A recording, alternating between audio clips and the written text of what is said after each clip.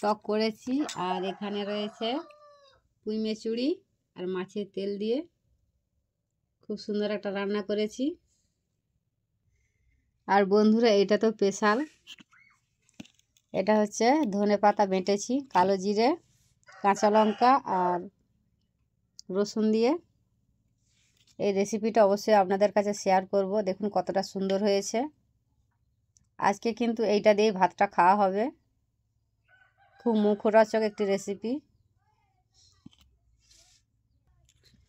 তো দেখুন ভাতের মধ্যে আমি অল্প করে নিয়েছি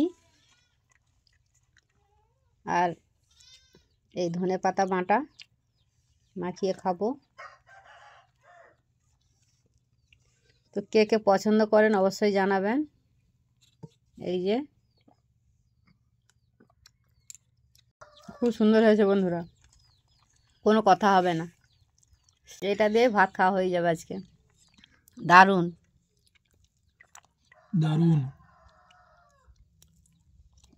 বন্ধুরা, বড় ছেলে খাচ্ছে। আজকে আমার মা মাছের তরকারি ঝোলটা যে করেছে ভালো হয়েছে,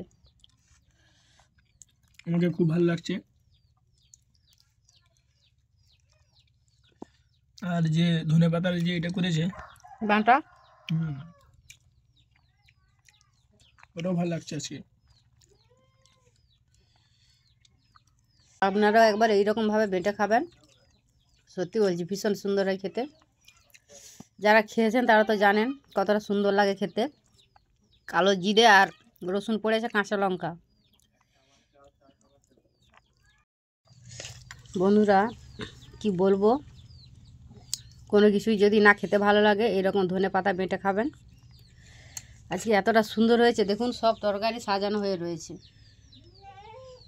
শুধু বড় ছেলে মাছ দিয়ে খাচ্ছে আর ওকে একটু পুঁই শাক দিয়েছি।